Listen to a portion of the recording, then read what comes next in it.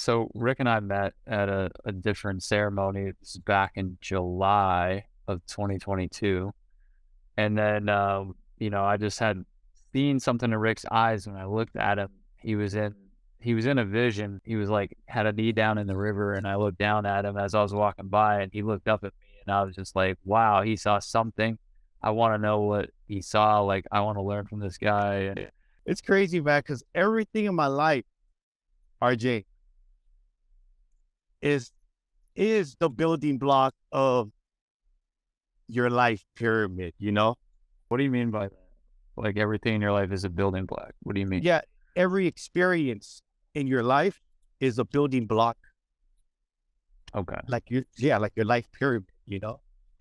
And Yeah. eventually you start creating this pyramid of your life experiences. Because it just seems like being in the top, like, all right, I made it to the top. Now what? Mhm. You know? So if you make it to the top of the pyramid, you're like, okay, so where do I go? There's nowhere else to go.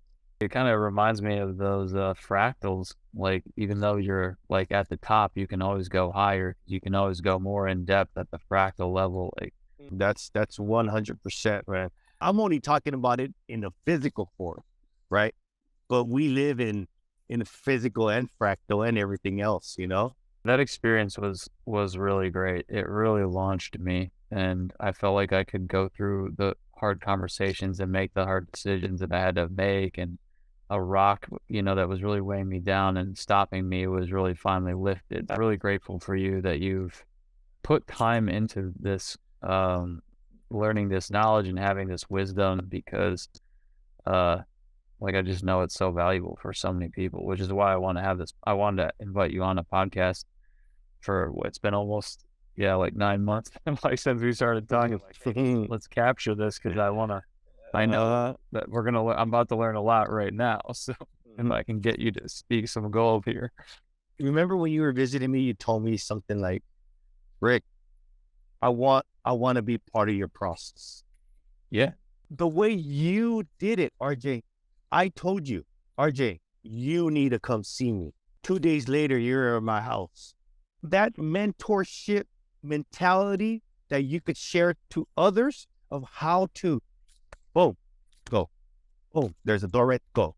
What comes to mind right now is when we talked about that, I was like, "Hey, well, maybe I can come in like March." By the way, right now it's February 16th, or 17th. It's 17th, and so I wouldn't even have seen you yet. If you didn't take that jump, Yeah, if I hadn't acted then, if I had that, delayed till March, that's what I mean, RJ. We all have those windows of opportunity. You know how to teach people to jump into those windows of opportunity. Not just to come and see me, but to go do whatever to understand how to jump into those windows of opportunity. Dude, that took a lot of courage for you to be like, shit, I'm gonna listen to Rick right now. yeah. I'm gonna buy my flight right now. Boom. For you, it's simple. It was, but it was also, I wanna share that it was very counter to my natural inclination. I Ah, mean, okay. I was very raised to be conservative with my money and to save every dollar I can and don't spend money on things you don't need. Like, I literally didn't have the money, right? I had to, like, put it on my credit card. I didn't have the money. And this is what I was gonna share is, like, this is the thought process, was, like, recognizing that's the kind of person who made this decision. I'm gonna come see you anyway. I'm gonna spend the money anyway. I should probably get this benefit, get the lessons, and get the takeaways and use it to make money instead of waiting, like, that would just be stupid to wait. So I was like, "If I'm gonna do it, and I might as well do it now." It it freaks me out to think that somebody closer to me hasn't made it to me, you know? Yeah. And it's like, yo, man, trust me, come and see me, you know? Mhm. And my practice now, RJ, since I've been practicing more, it's getting that much more finer, man. Can Now, I ask you to unveil something for me? Do you wanna talk about it a uh, little bit, or now, RJ, I go into medicine first and I bring you to that space and I make you feel that space. So I'm almost like leading you to that Yeah. space. I see things around you. I see the energy, and Ah. I start working on you before you go and take off. That's what you did to me is like, I mean, you gave me that massage basically where it was like you found all like the part of my arms. I had like, pain in my forearms. I never had before forearm like strain, I guess is what it was. I think the sound was also just the way that the drum beat went up through the bottom of my feet and out my head. And remember when I said like you got my thoughts were like kind of like, swirling around a little bit like this. And then when the beats and the Oh, rhythm that you played, it just lined everything up, and I felt like almost like magnetized in alignment with what the sound therapy that you did to me. So the medicine is enhancing your ability to be that detective to like uncover those spots. believe me, RJ, I I I never thought this will be my position in life right now, what I'm doing. You know, when you're a kid, I want to be a doctor, I want to be a lawyer, I want to be an astronaut, I want to be, Yeah, you know, never never do you say I want to be a medicine man. It's like that's just yeah, and you know what the funny thing is too, RJ? Well, not the funny thing, but I didn't go to school for any of this. The medicine itself teaches you. The medicine knows what you need to be doing and uncovers your gifts in life. So that's why I tell people there's people that just do medicine one time. That's it. Fine. But I think the deeper you go, this universe is so big, man. Is it big, but it keeps growing, you know? So, mhm, but everybody should go on at least 2, 3 ceremony medicine trips, of any kind. Of any kind. It could be mushrooms, it could be bufo, it could be peyote, it could be wachuma, but something. I've done 4, and I couldn't imagine. I just can't even imagine if I had chosen not to have the 4th. I couldn't imagine if I had chose not to have the 2nd, 3rd, or 4th. Yeah, the first one was so beautiful, and just so intricate, and But people um, stop at one, RJ. yeah, There's times yeah, when I people know. stop at one, and it's okay. But like you said, imagine if I didn't do my second, my Yeah, third, my fourth. It's like yeah. those are graduations in life. For those people that'll probably watch, they may be afraid. They may think it's like, um, you know, hallucinogen. Like it's not like it's making you hallucinate. I don't know what are the things they might want to ask, but maybe those types of questions. Like, what would you Mhm. kind of say about that?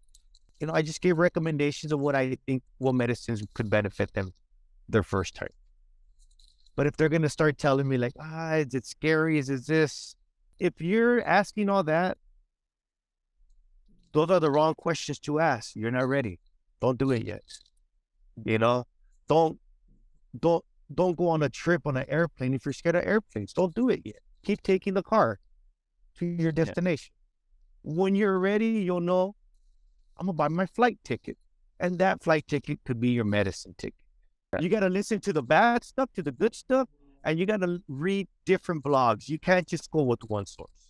Gather all the information you can and come up with the solution for yourself. And when you're ready and like you trusted me, you came to my house.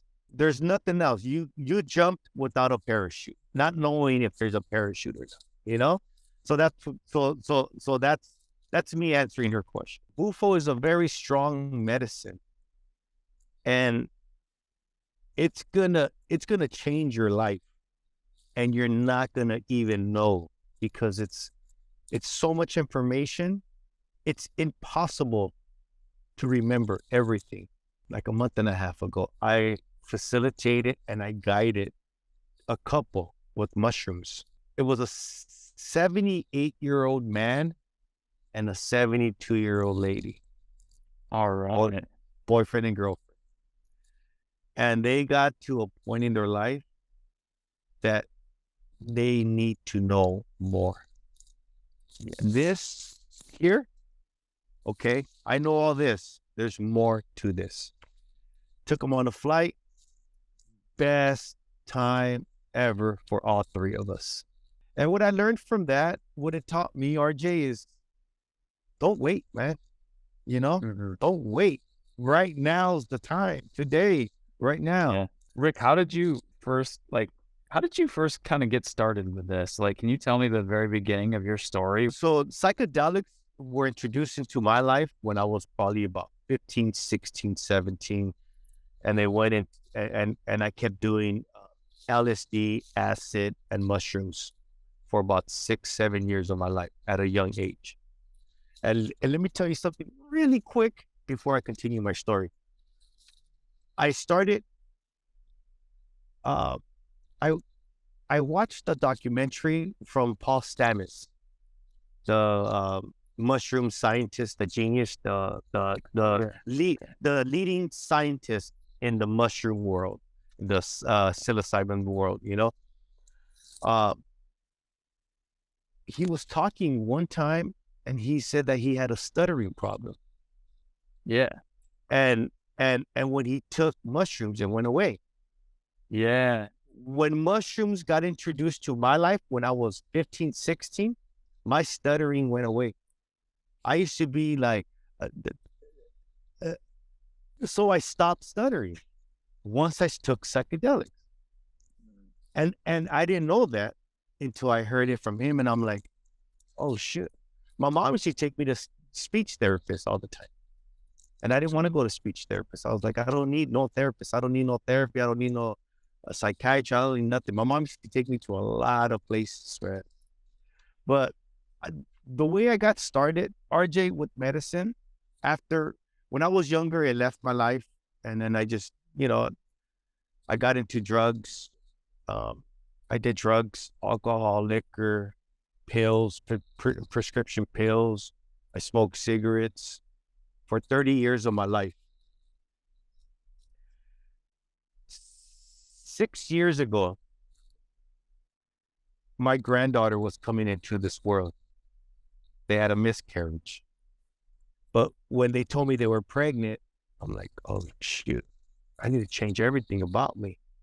I need to be a good leader to my granddaughter, to this little human being. How could I be a leader to my granddaughter? So then that's when I started eliminating. I became vegan, and then that's when I started eliminating everything little by little. So in 1 year, no, in 6 months, I got rid of all my addictions by myself with no medicine, no nothing, just here. I believe in helping yourself because you know yourself better than anybody else. You know your pros, you know your cons. And if you take a minute and read your history book, you'll figure it out, you know? But Yeah. we need to go back and study that. And that's why I don't read a lot. I'm busy reading my story from before so I could become a better version tomorrow, you know? 2 years later or a year and a half later, I went camping with a buddy of mine. For some reason, I don't know why, mushrooms came into my mind and I was sober already. And I took mushrooms and it just changed my life, man. I saw my spirit guides, which is one of my teachers. She passed away 2.5 years ago in Oaxaca. I saw her and I saw my granddaughter as my spirit guides through this journey that I'm going through today. I met a mentor and I moved in with him for 7 months. We got connected so good. Um, but during these 7 months, he was a music producer. So we would go to his basement and he would play music, live piano and guitar for me while we did, while I went deep with medicine, with mushrooms, whether it was 5 grams, 9 grams, 15 grams, and I did 20 grams one time. And that was, for me, my 20-gram experience, which I'll probably never do again, is probably the one that made me that much more curious with other medicines. I said, there's other medicines that could help. I know there is. I took a road trip with my son, the one that lives in Colorado. He's going to be 27. I took a road trip with him starting in Colorado. We went south to New Mexico and we did mushrooms together in New Mexico, my son and I. We leave New Mexico, brother. We're driving towards I think we're driving through Texas at this point because we're heading towards Florida, up to New York, and back to Colorado. So we're doing this big loop. It took us 3 weeks to do our mission. But during this road trip, a friend of mine that knew I wanted to do more medicine, she sent me a podcast. So we got nothing else but time on this road trip. So I plug it in. It's on Spotify. I'm listening. After the podcast, I'm sold. I looked at her Instagram, sent my deposit for the next combo bufo of medicine. And that was my first combo experience and my first bufo experience. And I was blown out of my mind. I said, yep. And then I heard she does Wachuma. Sign me up, you know. That's how my experience, and until today, now I've been doing medicine now for like 4 or 5 years solid, continuously every month. What's the right frequency that you found for you, and how often do you find that, you know, you should do some form? Like, what's your schedule look like? My schedule looks like at least once a week now. Any medicine, at least. If I could do 2 times a week, even better. You know, but once a week is good. Only because of my position of what I'm doing and what I'm practicing. Sure. And what I want to tap into to give to you when you come and see me. For someone like me, I think once a month would be pretty good. So Perfect. pretty good. Yep. I feel like it's a pretty good frequency, but you know, for ayahuasca or something like that, maybe, you know, once a little bit more, or less often, I would say, like, you know, a couple times a year or something like that. Mm-hmm. Too, it all depends on your intentions. You know, what are your intentions?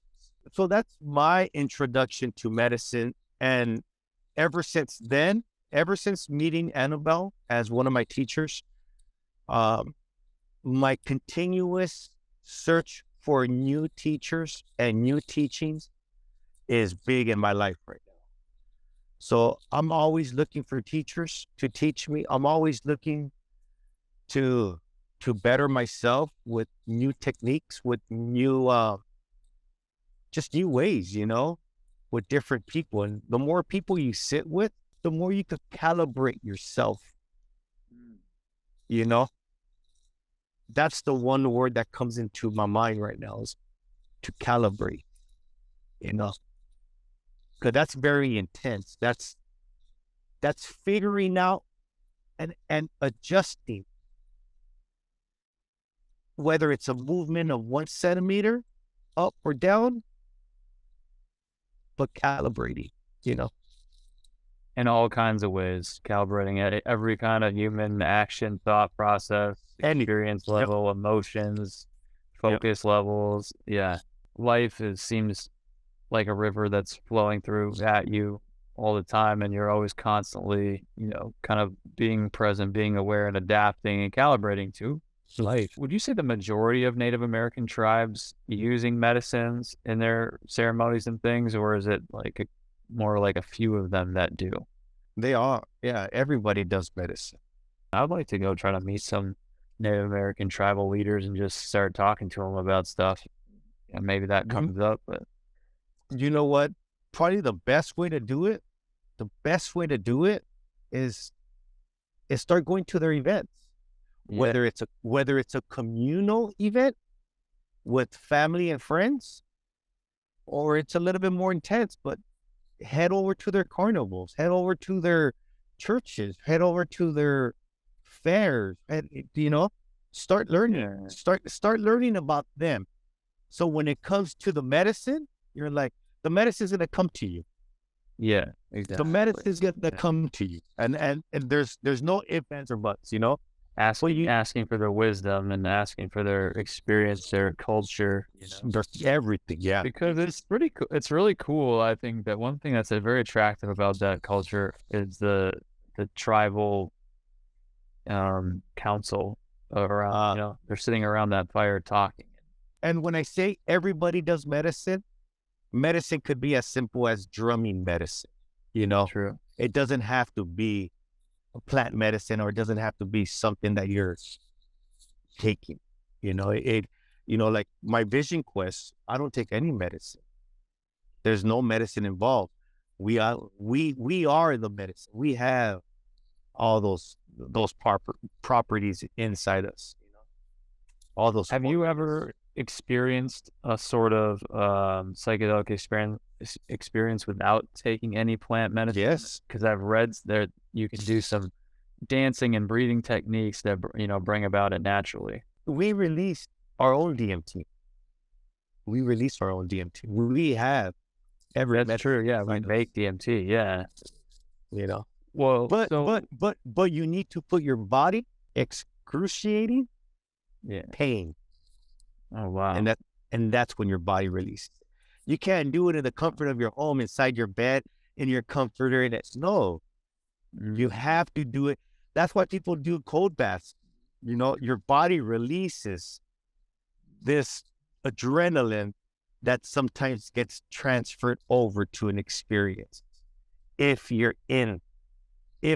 intentions are those, and even being in a sweat lodge will give you those experiences too, because now you're sitting with now now you're sitting in a little room with 30 people at 200 plus degrees. Yes. Mm-hmm. Mm-hmm. And you're probably getting pretty dehydrated at that point. So your body Very. is trying to protect itself like from that pain. Exactly. Yeah. And then that's when all the releasing happens, all that good stuff, man. So will you tell us about one of your experiences? Like what one that stands out as like a powerful experience or something that you think would be, cool to talk about? Well, one of my experiences during my vision quest, my second vision quest that I did, uh, they wake you up at 3:30 in the morning, and they put you in a sweat lodge, and you got to sweat for about they put you in there for about 10, 15 minutes while they're drumming, while they're singing. And it's like 3:45 in the morning, and you're like sweating 200 degrees in there. You're like, what the hell's going on, right? So then they tell you to go change into some shorts, and they take you up, and then you spend 4 days up there. Yeah, I remember you told me, and I asked, "Are you all sweaty? Do you even shower off?" And they let you shower, and you're like, No, "You just go up there, you must just go up there. You sleep like in a dirt circle, right?" Yep. And then, but when they brought me back down after 4 days, they put you straight into the sweat lodge again to sweat again. Oh my god! And you're not drinking any water either. And you have no energy left, RJ, nothing. And you go straight into a sweat lodge from the mountain, and you're like, yo, I'm going to die right now. But my second time doing it, when they brought me back down, RJ, I was inside the sweat lodge. When they closed the door, it's just pitch black. So you open your eyes, pitch black, close your eyes, pitch black. There's no difference, right? Open, close. Yeah. But they want you, but they want you to keep your eyes open. They want you to keep your eyes open. Yeah. And all of a sudden, RJ, and this space is probably about no more than 10 feet long in circle, Okay. And I'm there in lotus pose, sitting inside there, blazing hot. I open my eyes, and I'm sitting inside a coliseum full of ancestors. And I look up, and there's an arch, like inside the church, in the middle of the church. You know how it's all symmetrical up there, and all designs, beautiful designs, everything, right? I look up, and I'm inside this temple, and I look around, and there's like stadium seating, a coliseum of just black silhouettes, but you could tell they were like some type of ancestor energy. Just thousands of them. And you're like, and I close my eyes, same vision. I open my eyes, same vision. And I kept doing that for about 10 times. I was just, and I had no medicine, but I just came down from the mountain after 4 days with no food and water for 4 days. So you're like, that was the craziest low medicine experience that I've ever had. I was inside a stadium, RJ. I was in the Coliseum. You know how the Coliseum looks broken up? Oh yeah. That Coliseum. That Coliseum. What does that mean to you at the time? And your ancestors were all there. No clue. No clue. That's almost like the blackout situation your friend had. I have no clue. But I experienced it. And you know what's gonna happen? Eventually, I'm gonna put two and two together. Ah, okay. And I'm gonna be like, that's what that meant. But until today, that was a year and a half ago. Then another experience I had was in a Vision Quest experience. I was laying there. I don't know if I was sleeping or not, but I saw my spirit come out of my body. So my spirit, I was looking at my body sleeping. As my body's sleeping, I was looking at my spirit floating. And I was like, it was me. It was me and it was me. Yeah. At the same time, I was, if I could say, thinking at the same time with two different entities. Perspective. Yeah. Yes. Uh-huh. Yep. Wow. And a lot of the times, man, there's just experiences that they're just hard to explain. We cannot explain them, you know? I don't know how true this is or not, but somewhere I've read that we only use between 3 to 10% of our brain, right? Right. I don't know how much of that is true, or I don't know percentages, right? But I'm pretty sure that we don't use that much, you know, especially the way we're programmed, the way we come into the system. You know, you call the system the matrix, whatever you want to call it. But there's a limit of what your thought process is as you're growing up, and limited, you know? So I kind of do believe that. So when you take medicine and you travel and you see all these things that are your brain, your conscious brain understands them, right? But here in this plane, we just can't. So you're confused. But yeah, there's a lot of medicines that I do, RJ, that I just can't share with you, because that was my experience. And it's just, to put it into words, that's why I love listening to different podcasts of different people that do medicine. And some people know exactly how to put everything into words. And you're like, yes, yes, that, yeah. And then you try to, Okay. you know? Yeah. What did you actually see that day in the river? Oh, shoot.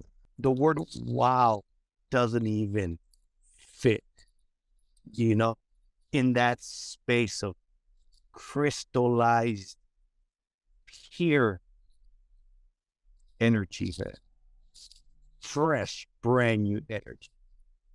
That's where I was at. Okay. And that's why you saw my face, like I remember that moment. I remember coming back and being like, fuck. Then I opened my eyes, and there you were looking at me like, I saw you just looking straight into my, like, each eyeball, you know, has a little black thing, the pupil. Yeah. You were fitting your thoughts and your everything in those two little spaces. You know? I was glued in. So for me, what I imagined, the vision I got from looking at you, look up into the sky, because you were kind of kneeling down, and I was kind of looking down at you. Yeah. And you were looking up kind of over me, but your eyes were just up, and then you came out and you looked at me, and I was like, holy, it looked like you emerged out of this beautiful garden. That's the vision that I was like, that's where he was, in this most beautiful garden he's ever seen. And he came out of it, and I want to know what it looks like. And That's what I imagine. And that's why I keep going deeper and deeper into these spaces, RJ. And I learn and I respect these spaces, and I try to bring what I feel there here. And that's how I try to live my life. And that's the feel you get when you come and see me. You already know that I know, you know, Yeah. Yeah. because of those places that teach me how to be here. You know, yeah, man, it's intense, man. What are you chasing right now? Like, chasing's probably not the right word, but like, Yeah, what are you discovering, you know? I'm discovering that I love living in both spaces. I'm visiting to live there, and I'm learning how to live there in both spaces. Annabelle's the one that really like pushed me over the edge to the intro of these medicines, man. So I'm very thankful and grateful for her, along with other Yeah. teachers too, but she's the one that pushed me over the edge. And she keeps pushing me, man. So I'm very thankful and grateful for that, man. What do you think about people that are like, well, so for instance, for ayahuasca, they were like, well, I've heard concerns people would say like, well, I don't want to do that one first, or I want to build up to that or something. Like, what are your thoughts around like what order people should do them in? My first answer is start microdose, you know, with a medicine of your choice. Because now you can microdose with wachuma, you can microdose with mushrooms, you can microdose with basically anything you want. So start microdose, and then just work your way up. Do some more research, like we talked about earlier. Start joining blogs, that people talk about different experiences, and join different blogs just so you won't get stuck on parading on one. Mm-hmm. And then, yeah, just work your way up to it. That's version 1. Yeah. Version number 2, find somebody you're comfortable with, sit with them, see how you feel, and jump with whatever dose they're going to give you. That's the way I do it, but I know society's different. And I know That's a perfect answer. And I know society is, it's just different, Yeah. No, it's such a perfect answer because there's gonna be people that are like, yeah, I want to scale up to it, and there's other people that are like, I just want to know what it is. I just want to know what it is. I got to find out what it actually is, and that's what I did. I didn't build up to it, right? Like, I didn't either, man. actually, my first experience was with mushrooms in the Netherlands, and I just took I was afraid. I was afraid because I was in a foreign country by myself too, and also the first time I ever did anything other, just smoke a little bit of weed, but I just did like half a dose, and I just thought that this stuff looked beautiful. That was the only thing, and I was like, oh, things are looking more beautiful than normal. But then I just went straight to ayahuasca. I knew someone that I was very interested in it. She, was a medicine woman and a shaman, and she had a great setting and did it.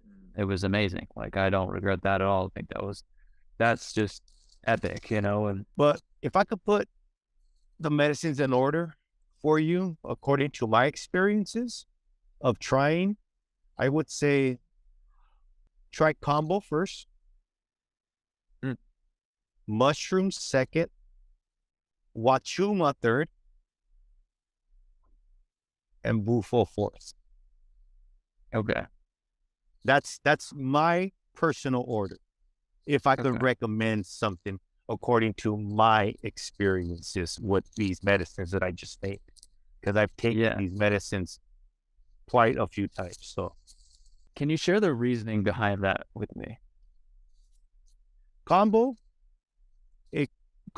first, it takes everything out of you. Yeah, It cleans you out. So that's what I would just so that's my first medicine. First, you need to sit with something that's going to clean you out. So when you take other medicines, you allow these medicines to do what they need to do without any blockages. So combo first, Mushrooms, because it's fun. Mushrooms, it's, that's why they call them the niños, they just want to play around. You're going to see maybe some dark stuff depending on your life, but they're kids. They want to play around. It's going to be fun. You're going to see colors. You're going to see pixels, it's fun. Yeah. The third, I said Wachuma, because it's long. Mm-hmm. It's long and but it's a soft incline to the top, and then it's a soft decline to the bottom, all in 10 to 15 hours. So it's perfect. Mm-hmm. And then once you have all those experiences and you just want to just get blasted off really quick for 10, 15 minutes, boofo, let's go. But now and now you could appreciate these 15 minutes that you just taken with this medicine. I have like a resolution now out of what you just said is I haven't done combo yet. So I need to come out, do combo and do Wachuma again, because I think my Wachuma experience was a little bit blocked. I would love to do those two together. I kind of was waiting a long time, and then, it just didn't really kick in until we did breath work. And I'm still to this day not sure if it was the Wachuma or the breath work that really activated me, because I reached a level, man. Breath work. It was your breath. Yeah. I mean, I reached a level of clarity and a frequency, a high frequency. Oh man, I was like rowing a boat without moving with my lungs just for like 45 minutes straight, you guys. I swear, like the oxygenation in my body was at a point where it was like just that's why I've done Wachuma 6 times, man. I love Wachuma, man. It's such a heart opener. It's such a medicine that teaches you how to be vulnerable, open, and intact with your emotions, man. That's what that medicine does, man. Shows you how to love, man. That's what you are, Rick. You're the Wachuma. Hey, and another medicine. You can't forget about this cannabis love, Yeah. As long as you don't abuse it and you sit with it and you enjoy it. There are micro doses of gummies. They're just 2 milligrams. What like dosage of milligrams do you use when you take a gummy? What's a normal dosage, just to put it in perspective for people? I like sitting at somewhere between 150 to 250 milligrams. Okay. Yeah. 200 is like that sweet spot, Okay. But it depends on your day, It's like, so you need to learn what 150 feels like. You need to know what 200 feels like. You need to try 250. Mm-hmm. And then you could just be the judge. Like, I think 200 milligrams for anybody is good. Mm-hmm. 200. It's not too intense. It's not too like, oh, I don't feel it. Because that's always the answer you get to people who are brand new to it. Brand new. Yeah. When you're brand new, you won't feel it. Is I don't feel nothing, but they're not used to those feelings. So you might even ignore it or block it. But once you start sitting with intention with any dose, it could even be 50 milligrams. But if you're sitting with intention and you're having this nice meditation, this nice day of no disturbance and no blockage, you're gonna peak with a little bit, because we have that potential without any medicine, So it's all about intention too. And so that's cannabis, what we were just talking about, right? So that's cannabis. So, and just to put in perspective, I've been taking a microdose of 2 milligrams. Oh shoot! No. It's talking about It's talking about mushrooms. Oh, you're talking about mushrooms. Okay. Mushrooms, yes, mushrooms. Between 100 and 150 to 250. So try 150, try 200, and try 250. Mushrooms. Okay. Microdose. Oh yeah. Just someone like me who wants to be more present, kind of, more unlocked without having to be like, I don't know. You know what I'm saying? Just like on a microdose kind of consistent level. What would be your kind of, I don't know what you call it, but like your prescription for like a daily ritual? Be in service every day. Even if it's picking up a piece of trash, and put it in the trash can. That's being in service to your community. I love how you switched away from the medicine. It's like one of the drug in that. You like pick up trash. Yeah, because I do that every day.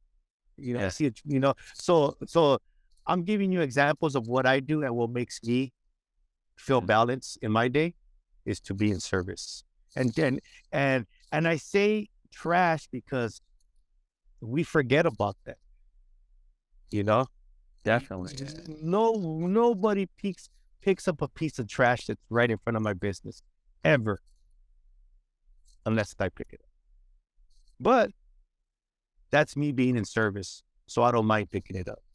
It's an honor of mine to pick it up if nobody else wants to pick it up, because I'm providing my service to my community for myself, and no one else needs to know what's boiling up in here. So then people start seeing you, right? And that's how you become that person. True. That's the recipe, is to be in service all the time. And eventually people are going to ask for your service. I would love to experience the experience that I give people, Yeah. but I'll never be able to experience it, man. Right. Yeah. Yeah. That sucks. Because I create these experiences in my head, and then I put them into play of what I would like. Yeah. So I create this. You're empathizing. Yeah. And then I share what I would like to feel. So seeing your joy, I'm like, yeah. So now I'm living it through you.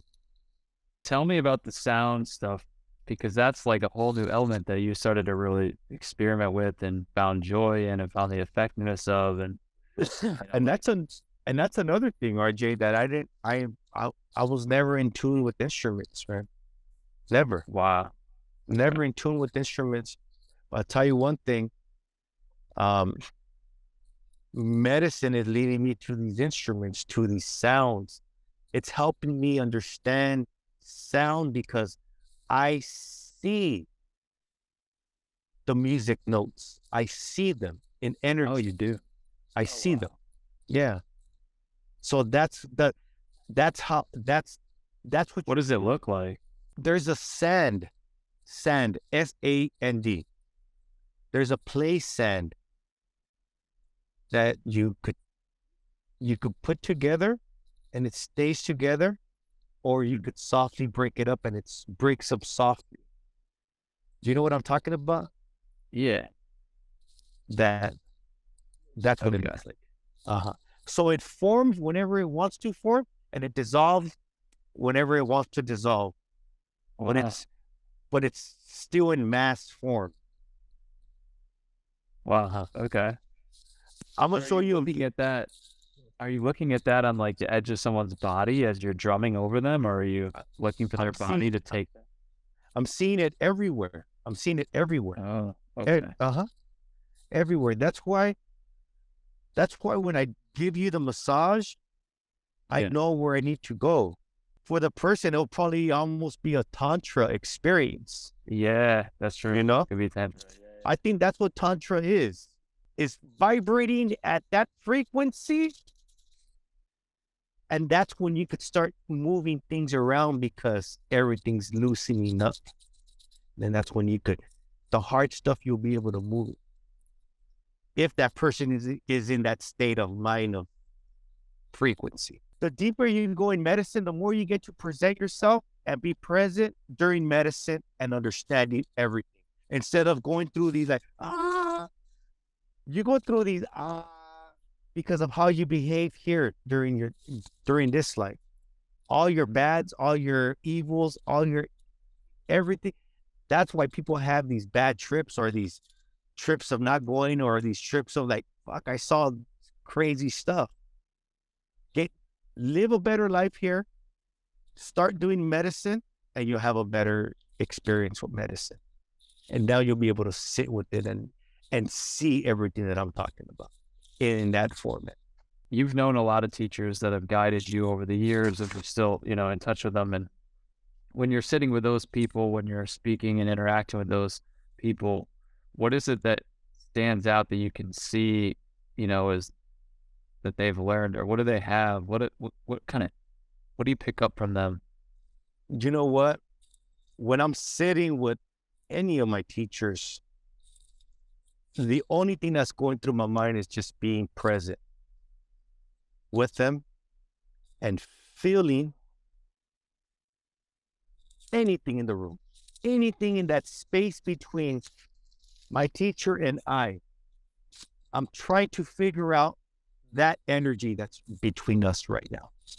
Okay. And if you sit and meditate there, you'll be able to see that energy between your teacher and yourself.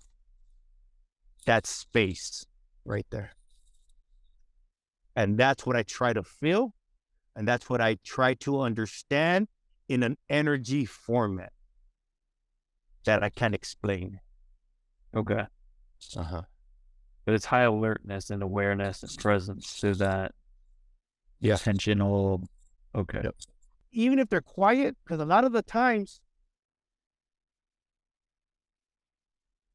just doing that, you receive so much of just being, if your teacher's not talking and you don't have a good question or a good conversation, stay quiet and be present. And you'll see how magic happens then. You'll be like, damn, Last question is, what do you most admire about those teachers? Is there something that you pull out that you want to? I always refer back to this is the reason for their service and how they provide their service and why do people come to them? What are they doing? How are they doing their service? And what are their intentions behind that service? Is what my interest is when I sit with my teachers, Mm-hmm. Yeah. Because that's going to teach me Exactly. a lot. Okay. Yeah. I want to know how they're doing it, what they're doing.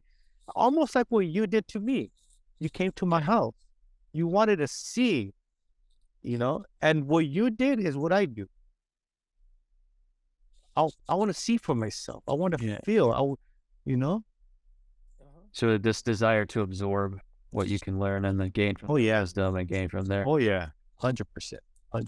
And I don't take any of those moments for granted, and I'm present every millisecond of the time. All right, brother. I will let you get back to it. Thank you so much for this time. Thank you, man. Answers, and I'd love to do it again when you're ready.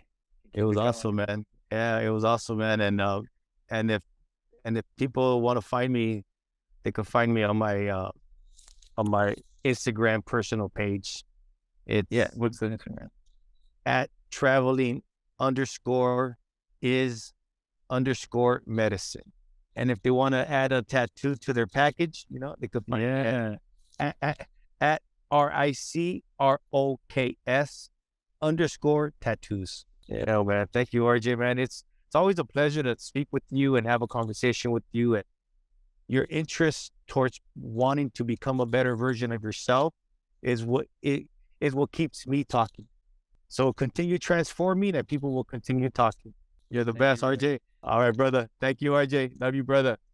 You too, man. Okay. All right. See you, Rick.